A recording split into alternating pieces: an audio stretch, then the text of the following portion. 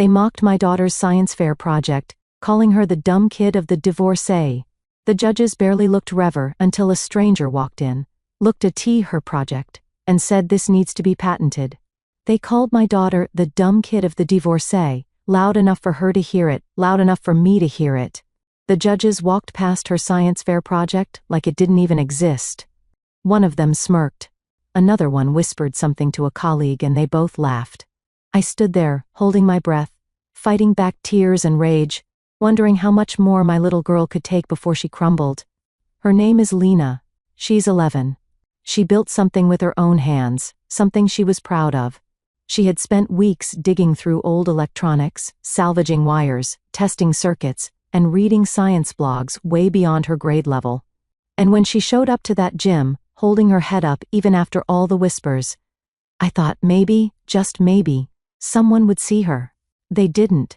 Not until a man walked in. He wasn't part of the school. He wasn't wearing a judge's badge, but he stopped at her booth. He asked her questions. He listened. Then he looked at me, dead serious, and said, "This needs to be patented." That's when everything changed. My name is Kayla Martinez, and for the past 5 years, it's just been me and my daughter Lena. We live in a small town in Pennsylvania, the kind of town where people still leave notes on neighbors' doorsteps when your grass gets too long, and where your reputation sticks like gum under a desk. Everyone knows everyone, and if you mess up, even once, they remember it forever. I married young, fresh out of high school. My ex-husband Tom was charming, funny, and completely unprepared for the reality of fatherhood. When Lena was 6, he packed a duffel bag and left. No warning. No goodbyes. Just a text that said, "This isn't the life I want." After that, the rumors started. People said I drove him away, said I was irresponsible, said I should have known better. I didn't have time to defend myself. I was working 2 jobs, waiting tables in the morning, stocking shelves at night. Every dollar went to rent, bills, and keeping Lena's backpack filled with snacks and school supplies. There wasn't room for pride. I'd show up to parent nights with greasy hair under a baseball cap and bags under my eyes from a double shift. The other moms would nod politely, then turn back to each other. I knew I didn't belong in their little PTA brunch circle, and that was fine. I wasn't there to make friends. I was there for Lena. Lena has always been different, quiet, curious, endlessly creative. She doesn't chase after popularity. She doesn't need a crowd. Give her a broken radio, a bag of batteries, and a notebook, and she's in heaven. Ever since she was little, she's been fascinated with how things work. She used to take apart old toys just to see the gears inside, then try to build something new out of the pieces. One night, I came home from work and found our kitchen table covered in wires, magnets, and duct tape. She looked up at me with the most serious expression and said, "I think I can make electricity from shoes." At first, I laughed. Not in a mean way, I was just exhausted and didn't understand what she meant. But she kept explaining, using terms like kinetic energy and conductive materials, and I realized she'd been watching science channels and teaching herself things I never learned in school. That's when she told me about the science fair. I could tell she was nervous asking. Her voice got soft, like she expected me to say no. And truthfully, I almost did. The entry fee, the materials she needed, the time, it all felt like too much. But the way she looked at me, hopeful and scared all at once, I knew I had to find a way. So I picked up extra shifts, asked my brother for help with rides, and told her to go for it. For the next 3 weeks, Lena lived and breathed that project. She turned an old pair of sneakers into a working prototype that lit up a tiny bulb when you walked in them. Her theory was that if scaled, the tech could help generate power in remote areas just through daily movement, walking to school, working in fields, running errands. Nothing fancy, just small renewable energy made from scraps. She worked on it after school, during weekends, and sometimes past midnight.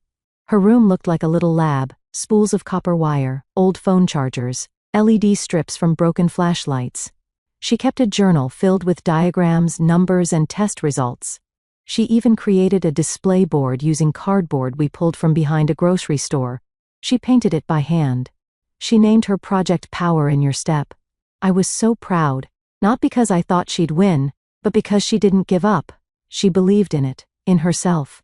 But as the fair got closer, I started to hear whispers from other parents. Is she really entering? I heard her mom's barely keeping things together. I mean, let's be honest, no father figure, no structure, what do you expect? I stayed quiet, smiled through my teeth and kept showing up. Lena didn't seem to notice. Or maybe she did, and just didn't want to make me feel worse. Either way, she kept working. The night before the fair, she packed up her project with the care of someone handling glass. She even ironed her big brother's old button-down shirt and wore it like a lab coat. When I looked at her that morning, standing there with her little invention, trying so hard to look confident, it hit me just how brave she really was. She didn't just want to be seen. She wanted to be taken seriously. And I prayed that someone, anyone, would look past her last name and see what she built. The morning of the science fair felt like something bigger than just a school event. Lena woke up early, already dressed, before I finished pouring my coffee. She had packed her project into 2 cardboard boxes the night before, labeling each side in neat handwriting, "Handle with care, science in progress." She even made a checklist, ticking things off one by one: battery packs, wire connections, poster board, backup flashlight, notebook. She was ready. Nervous, but ready.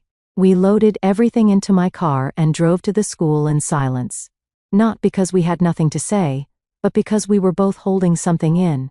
She was trying to stay confident. I was trying not to cry. As we pulled into the parking lot, I saw clusters of kids in matching t-shirts, parents unloading professionally printed displays, giant tri-fold boards with 3D models and flashy lights. A few had banners. One project had a solar panel. Another had a mini wind turbine. Lena looked down at her scuffed shoeboxes and cardboard signs, then back out the window. "You okay?" I asked. She nodded. "Yeah. I mean, it's not about how it looks, right?" "Right," I said. But we both knew it kind of was. We walked into the gym, which had been transformed into a science wonderland. Tables lined up like a maze, kids buzzing with excitement, parents sipping coffee and offering coaching tips like Little League coaches before a big game. The judges were already walking around with clipboards. We found her assigned table near the back corner. No one said hello, no one offered help. Lena quietly unpacked her project, straightened her display, and tested the tiny LED bulb that lit up when someone stepped on the pressure panel she had hidden inside the sneaker. Worked. Her eyes lit up for just a second. That's when the whispers started. A girl 2 tables down leaned toward her friend and pointed. "That's the girl I told you about, the one with the mom who works at Dino's." The other girl laughed. "Oh yeah, I heard her dad ran off or something." My stomach twisted. I turned around, half expecting a teacher to step in. Nothing. Just polite smiles and nods. One of the PTA moms glanced at me, and then turned back to her group, whispering into her coffee cup. Lena pretended not to notice, but I saw the way her hands gripped the edge of the table just a little tighter. I wanted to pull her out of there, just grab her hand and leave. But she had worked so hard for this, so I stayed silent. Then the judges came. There were 3 of them, 2 men and 1 woman. They were laughing about something when they approached Lena's table. One barely looked up from his clipboard. Another scanned her project board for maybe 2 seconds. The third one read the title, "Power in Your Step," and raised an eyebrow. "What is this? Some kind of shoe light?" he asked, half smiling. Lena stood up a little straighter and said, "It's a motion-powered energy generator that lights a small LED bulb. I made it using recycled materials. If developed further, it could be useful in off-grid communities." The man cut her off with a nod, already walking to the next table. The woman judge lingered for another second, looked at the sneaker, then said, "That's cute," before moving on. Cute. That was the word she used. Not interesting, not innovative, just cute. Lena sat back down. She didn't say anything, but I saw her eyes flick toward me, then to the exit door, and then back to her project. I sat on the bleachers, fists clenched in my lap, watching other kids show off projects with miniature volcanoes that spit glitter and slime, with parents recording them on the latest phones and cheering every sentence. Lena's table was quiet, ignored. A few students passed by and snickered. "Isn't that the dumb kid of the Divorcee?" The words hit me like a slap. Lena heard it too. Her face didn't change, but I could feel it. She was shutting down. That spark I'd seen in her just hours ago, it was starting to dim. I wanted to scream. I wanted to stand up and tell them all who she was, what she had done, how she had made something from nothing with her own 2 hands. But I didn't, because she wasn't done yet. She didn't look up. She didn't cry. She sat there, silent, next to her little invention, surrounded by people who had already decided she didn't matter. And still, she didn't give up. Not yet. I was sitting on the bleachers, gripping the edge of the seats so tightly my fingers had gone numb. My heart was pounding. My face was hot. I wanted to march down there, grab one of those judges by the collar, and ask them how they could dismiss a child's work like that, without a second look, without a question, without a single ounce of respect. But I didn't. I took a deep breath, then another. I looked at Lena. She was still sitting at her table, staring down at her project. Her back was straight. Her hands were folded in her lap. But I could tell she was unraveling, slowly, quietly, like a thread being pulled loose one tug at a time. She didn't deserve this. Not after everything. Not after the nights she spent soldering wires under a desk lamp while I made ramen noodles. Not after all the work she put into learning something no one had ever taught her. She wasn't just trying to win a ribbon. She was trying to be heard. I stood up. I started walking toward her table. My feet were moving before I knew what I was going to say. Part of me wanted to pull her out of that gym right then and there, tell her we didn't need their approval, that she was too good for their tiny-minded judgments, that their opinions meant nothing. But then I saw her face. She was talking to a boy who had wandered over from another row. She was explaining how the project worked, showing him the pressure panel and how stepping on it sent energy through copper coils to light the bulb. Her voice was soft, but she was speaking. Her eyes were focused. Her hands moved with confidence. She was still trying. I stopped walking. That's when it hit me. I didn't need to save her. She didn't need me to fight this battle for her. She needed me to believe in her, to show her that her worth wasn't tied to their recognition. So instead of stepping in, I crouched beside her table, rested my hand on her knee, and whispered, "I'm proud of you. I don't care if they give you a ribbon or not. What you've built here, this matters. Don't forget that." She looked at me and blinked hard, her mouth slightly open like she didn't know what to say. Then she nodded just once and turned back to her project. I stepped back, returned to the bleachers, and watched. For the next 10 minutes, Lena stayed at her table while kids started tearing down their displays. The judges were meeting at the front of the gym, tallying scores, pointing at clipboards. Nobody came back to her table, not a single person. But she didn't pack up. She didn't leave. She just kept standing there like she still had something to offer, like it still mattered. That's when he walked in. I didn't notice him at first. He wasn't wearing a badge or carrying a clipboard. He looked out of place, maybe in his early 60s, wearing a dark blue blazer, clean-shaven. The kind of man who didn't come to middle school science fairs just to browse. He walked slowly, scanning the rows of projects. He paused at the wind turbine, asked a few polite questions, nodded, and moved on. Then he stopped at Lena's table. I held my breath. He looked at the sneaker, tapped the bulb, asked her something. I couldn't hear what it was, but Lena straightened her shoulders and began explaining everything from start to finish. He listened, really listened. For several minutes, he didn't say a word. He just nodded, leaned closer, and watched the demonstration as Lena stepped on the panel and the bulb lit up. Then he looked at her notebook. She handed it to him. He flipped through the pages slowly. I could see his expression shift. His eyes narrowed. His mouth tightened, like he was trying to make sense of what he was seeing. Finally, he looked up and asked her a question. Lena answered confidently. Then he looked at me. He stepped back from the table, gestured to the project and said clearly, "This isn't just smart. This needs to be patented." Everything went quiet. The judges at the front stopped talking. A few parents turned their heads. The boy who had mocked Lena earlier was staring. And my daughter, my quiet, brilliant daughter, just stood there frozen while the man shook her hand and handed her his card. That moment, right there, was the shift. The line between being invisible and being seen. And Lena had crossed it all on her own. The silence after the stranger's words was louder than anything else in that gym. He stood there, pointing to my daughter's makeshift display, and said it again, this time directly to the stunned judges, loud enough for the whole room to hear. "This needs to be patented." For a second, no one moved. Then one of the judges, the same man who'd barely glanced at Lena's project earlier, walked back to her table. He was suddenly interested. He cleared his throat like he was resetting the whole scene and asked Lena, "Could you walk me through this again?" Lena looked at me. I nodded once, not saying a word. She took a deep breath, turned to the judge, and started from the beginning. She explained how she'd used recycled materials to create a kinetic energy conversion device, how each step compressed a small coil inside the shoe's sole to generate power, and how she wired it to light an LED. She explained how it could help kids in areas with limited access to electricity. She even pulled out her notebook and showed her recorded test data, voltage readings, wiring diagrams, and step-by-step improvements she'd made over time. The judge leaned in, eyes wide now. "You did this by yourself?"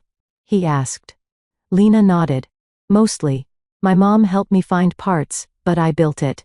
The woman judge, who had called the project cute earlier, came over next. This time, she asked real questions. She examined the shoe, took notes, even smiled once. Then came the questions from the parents. "What do you mean this could power homes? How long does the light stay on? Where did you learn how to build something like this?" It was surreal. People who hadn't said a word to her all day were now hovering around her table, leaning in like she was the center of the universe. I watched it unfold like a dream, like everything had been flipped upside down in the space of 5 minutes. The stranger stood nearby, arms crossed, a quiet pride in his face like he already knew what was going to happen. I finally walked over and asked him who he was. He smiled and said, "Dr. Ethan Caldwell. I teach mechanical engineering at MIT. I'm in town visiting my niece." Of course he was. He told me he'd come to the fair just to support her, but Lena's project caught his eye immediately. He'd never seen a child that age apply real-world engineering principles so effectively, especially using salvaged materials. "This isn't just a cute school project," he said. "It's a prototype with serious potential." He nearly burst into tears right there. He handed me his card and said he wanted to connect us with a non-profit that helped young inventors file patents and get mentorship in STEM fields. "She needs guidance," he said. "The right support could take this far." Lena was glowing. Not just smiling, glowing. It was the first time I'd ever seen her stand like that, tall and grounded, with a kind of confidence that can only come from being truly seen. Kids who had laughed at her earlier were now silent. The ones who called her names were watching her like she was someone else entirely. The awards ceremony was brief. They gave her a special recognition and innovation ribbon, something they probably made up on the spot. She didn't win first place, but it didn't matter. Not to her. Not to me. As the gym started to empty, one of the teachers came over and patted her shoulder. "I didn't know you had this in you, Lena," she said. "I wanted to say she always had it in her. You just didn't bother to look." Back at home that night, Lena placed the ribbon on our refrigerator door with a single piece of tape. Then she went to her room, took apart the prototype, and started sketching improvements. She didn't care about praise. She was already thinking about what came next. And me? I sat at the kitchen table holding Dr. Caldwell's card, thinking about how close we came to missing that moment. If he hadn't walked in, if Lena had given up, if I had pulled her out, it all could have ended before it began. But she stayed. She stood her ground, and when someone finally looked, really looked, they saw what I had known all along. My daughter wasn't the dumb kid of the divorcee. She was a genius waiting to be noticed. It's been 7 months since the science fair, 7 months since that gymnasium, since the ribbon, since the moment everything shifted. Sometimes I still think about how close we came to walking away unnoticed. All it would have taken was one more snub, one more sideways comment, and Lena might have packed up her project and left thinking she had failed, that she wasn't smart enough, that her ideas didn't matter. And if that had happened, I honestly don't know how long it would have taken her to try again. But that's not what happened. What happened is this. She got seen, not for who they thought she was, the quiet kid with the waitress mom and a missing dad, but for who she actually was, a thinker, a builder, a problem solver. After the fair, Dr. Caldwell kept his word. He connected us with an organization that helps young inventors navigate the early patent process. A few weeks later, Lena and I were sitting in a video meeting with engineers and legal experts from across the country. They treated her like she belonged there because she did. They walked her through filing a provisional patent for her power in your step design. Lena asked questions about voltage regulations, sustainable materials, and battery alternatives. Half the time, I was just sitting there stunned, listening to my 11-year-old talk like she was already in college. They also assigned her a mentor, Amira, a software engineer who grew up in a small rural town just like ours. She told Lena, "You're not an exception. There are more kids like you. You just got brave at the right time." That line stuck with me because it's true. Lena didn't wait for permission to build something. She didn't wait until someone told her she was qualified or smart enough. She just started. She followed her curiosity and worked with what she had: broken parts, scraps, and stubborn determination. Now, she's part of a Junior Innovators program. Every Saturday morning, while most kids her age are sleeping in or scrolling through their phones, Lena's at the library with her laptop, sketching ideas for an upgraded design that could generate more voltage with fewer steps. She's researching how her invention could be used in refugee camps or during disaster relief efforts where power is scarce. She's thinking beyond our little town, beyond her own story. As for school, things are different. The same teachers who used to dismiss her now ask if she'll speak to the younger grades about STEM. The girl who called her the dumb kid of the divorce hasn't said another word since the local paper ran a story about her invention. Lena didn't gloat. She didn't change who she was. She just smiled, nodded, and went right back to work. And me? I've changed too. I used to carry so much guilt about the divorce, about working too much, about not giving Lena the normal life other kids seem to have. I felt like I was always falling short. Like no matter how hard I worked, I was always 2 steps behind. But that day at the science fair taught me something I'll never forget. I don't have to fight every battle for my daughter. I don't have to shield her from every insult or prove her worth to people who've already made up their minds. What I do have to do, what I get to do, is show up, believe in her, let her rise even when it's painful to watch, even when the world tries to tell her who she is. Because here's the truth. People will try to define your child by your past, by your mistakes, by your last name, or where you work, or what your family looks like. Let them talk. Let them whisper. Then teach your child how to speak with their work. That's what Lena did. And I'll never stop being in awe of her for it. So if you're watching this and you've got a kid who doesn't quite fit the mold, who's quiet or awkward or messy or misunderstood, don't panic. Don't try to make them blend in. Watch what lights them up. Invest in that. Believe in that. Because one day someone else will walk in, see what they've built, and say, "This needs to be patented." And when that day comes, you'll be so damn proud you didn't let the world tell them who they were. You let them show the world instead. If this story meant something to you, if you've ever felt overlooked, underestimated, or just needed someone to believe in you, please take a second to like this video. It helps more than you know. Share it with someone who needs a reminder that where you come from doesn't define where you're going, and I'd love to hear from you. Drop a comment below. Tell me about a time you or your child proved someone wrong, or a moment when someone saw potential in you that you didn't even see yet. I read everyone. And if you want more true stories that lift you up, make you cry, or just remind you that resilience is real, subscribe to the channel and turn on the notifications so you don't miss what's coming next. Thanks for being here. I'm grateful for you. We'll see you in the next story.